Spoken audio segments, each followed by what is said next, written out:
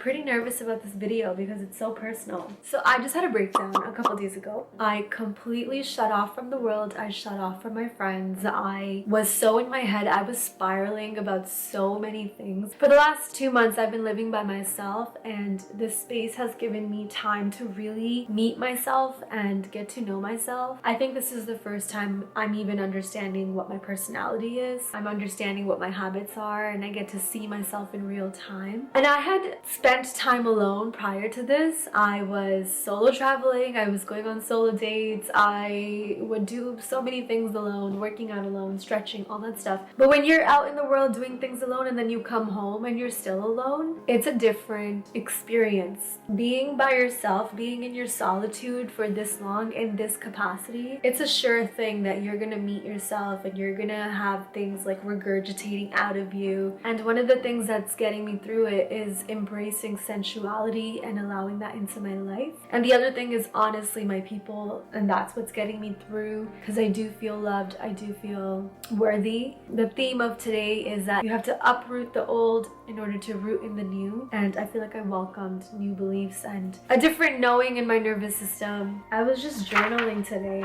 I wrote, I can feel the old stories leaving my body, leaving my nervous system. I completely broke down. I was carrying the same thoughts from back in the day. All these old beliefs are coming up, telling me that I'm unworthy, that I'm forgotten, and that I'm a burden. Something that was once a belief started to feel like it was an illusion because my current reality doesn't reflect those beliefs anymore. I'm very loved, I'm very remembered, very grateful for the people in my life that are reflecting the positive beliefs. Without the solitude, without sensuality, I don't know how I could have gotten here. If you're gonna be by yourself, your mind has to be a good place to live. And if it's not a good place to live, being by yourself will actually help you as long as you seek out help when you need it and you have tools to help yourself. And that's what I learned, that sensuality heightened my mindfulness. I started to do things a lot more presently. I'm like, okay, if I'm washing the dishes, I'm washing the dishes. If I'm watching TV, I'm watching TV. I really became present and aware of every single moment and every single thing that I actually do during my day, which not only allowed me to be present, as I mentioned, but it allowed me to see how much I actually do. Prior to this, I feel like I was doing these things on autopilot and I never realized or counted them as an accomplishment or as productivity or whatever. I kind of just, it was like, oh, whatever, like I'm making food, whatever. But now that I'm presently making food, it's intentional, and I'm so grateful.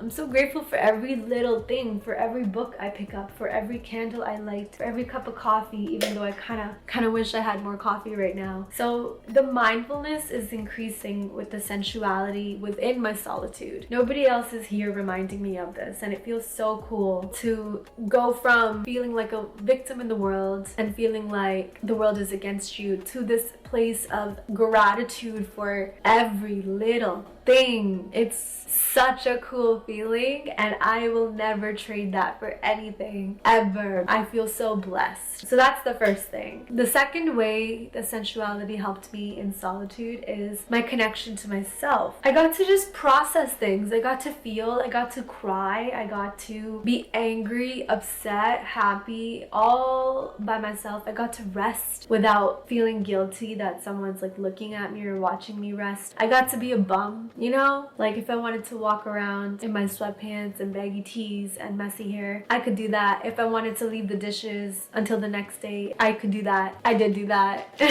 So it was really nice to just allow myself to exist. And I think like as a person who feels like I always have to be doing the right thing, I'm constantly in my mind about what I'm doing and how it's being perceived, and that can be exhausting. Being alone allowed me to just like breathe better, you know? This is such a sentimental video because I'm learning me, and it's really crazy to be 28 years old and having to say that at this age is when I really got to know who I am, and I got to hear my laugh, and I got to feel free to do the stupid things that come up in my brain and move in a silly way. Like I didn't think twice in the last 2 months, you know? That connection to myself, that knowing of this is my personality, this is what I find funny, this is how I joke, this is how I move, like that is something I'm gonna carry with me forever. you know, better late than never. So it really helped me with that. The other thing sensuality helped me with was romanticizing the mundane and not the pain. I think we really look forward to the triumph that comes after a low. This whole idea of think about your life as this movie, and the movie always has plots and twists and turns. And we can probably get a little bit like dramatic about the difficult times of our lives, the pain that we feel, and it can become our whole story. And I'm learning to do the opposite. I'm learning to make the mundane the good story. Like, I had great eggs today, or this coffee was delicious today, or I went skating today and it was so much fun, and I signed up for an art class, and you know, I listened to jazz while I was cooking today. And so like romanticizing the mundane is teaching me that I don't need a story of suffering in order to be worthy of good things and to be worthy of pleasure. And that's what sensuality is. It's your ability to feel pleasure in all aspects of your life, especially the mundane, because that's just what life is mostly made up of anyways. So really anchoring myself in my day-to-day and feeling the gratitude and feeling the magic of a good cup of coffee, that's been changing so much for me. Being alone for this long really gave me a lot of time to pick up some hobbies, and I started drawing. Here, I'll take a video. Oh my god, my phone is blowing up. Why? I don't know why I just stopped recording. Anyways, I had the chance to pick up some hobbies. What else did I start doing? I'm still writing my book. I'm finishing the Jordan Peterson journal prompt as well.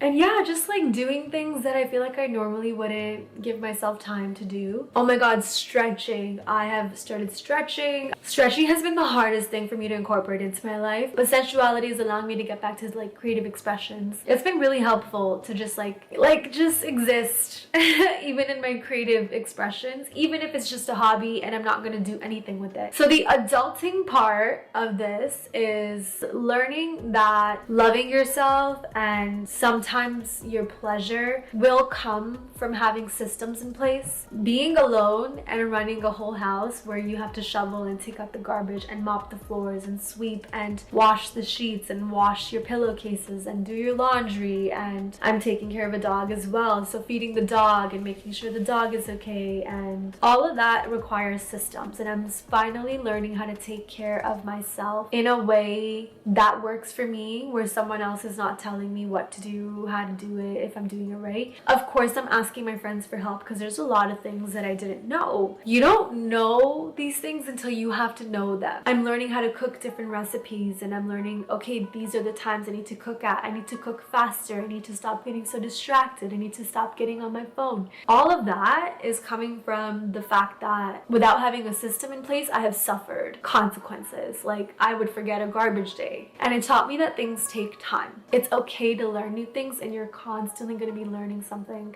Bringing sensuality into it, I don't feel bad for it. I'm not punished for it. I'm not hated for it, which has been so healing for my nervous system. It's really helped me with all of that. The other thing it's helped me with is doing the work that I've been avoiding. I feel like when you have a lot of people to hang out with, or you have a lot of things to do and you're keeping yourself busy, you end up filling your schedule up with other things, and the things that you need to be doing, the ones that you have resistance towards, the ones that you feel like a little shaky about, the ones that kind of scare you, those things we tend to just push them out of our schedule. But when you're spending this much time alone, you're forced to sit there and do the work. The last thing that sensuality has helped me with in solitude, it's my emotional regulation and emotional resilience. I'm running out of space, so I have to say this quickly. It's helped me with emotional regulation and emotional resilience. When you can feel good in your own company, it not only makes you less codependent on other people or other things. You're not dependent on doing something. You can just exist in joy and gratitude. But it also just helps you calm down and not be so stimulated all the time, and to give your nervous system like a break. True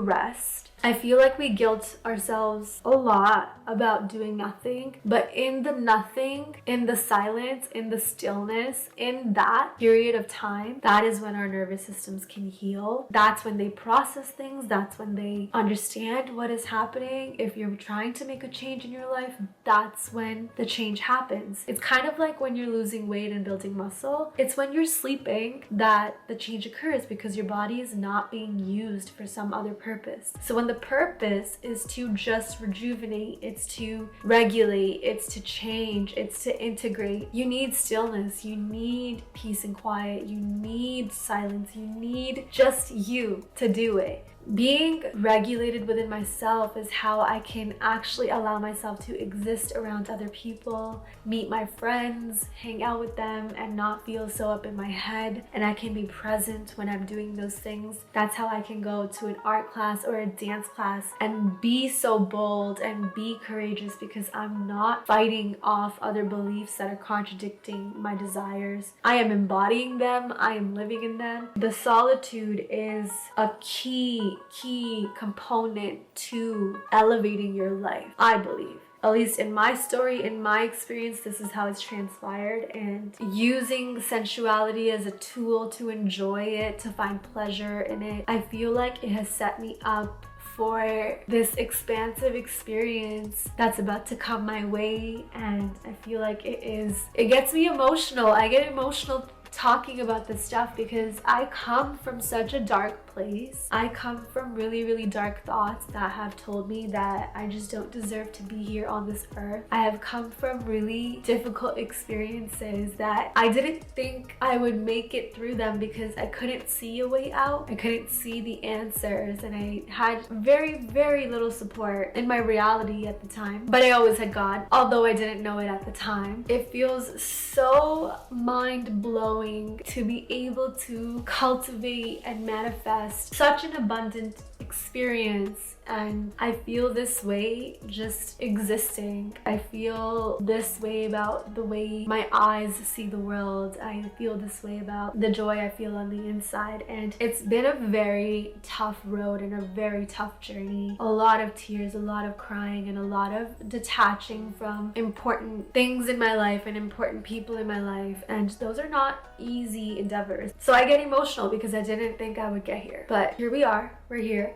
I'm very excited for all that's to come. But I will say this, if you get the opportunity to do stuff alone, to live alone, to be alone, I encourage you to take it. I encourage you to trust that you're going to be okay. I encourage you to build that relationship with yourself. Use sensuality as a tool to do that. Use gratitude as a tool. There's so many different ways to learn how to be by yourself and learn how to be good with yourself, your mind, your body, and your soul. The tools are there. Ask for them. Ask, speak out loud, ask for help. The resources will find you. They'll come to you. And if this video found you, just know that that's what's happening here. And that's it.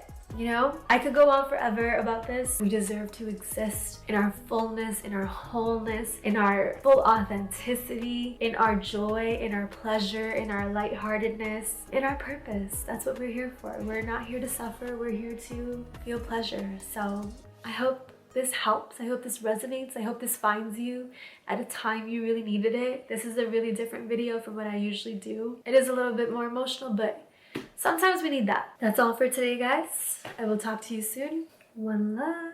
Peace.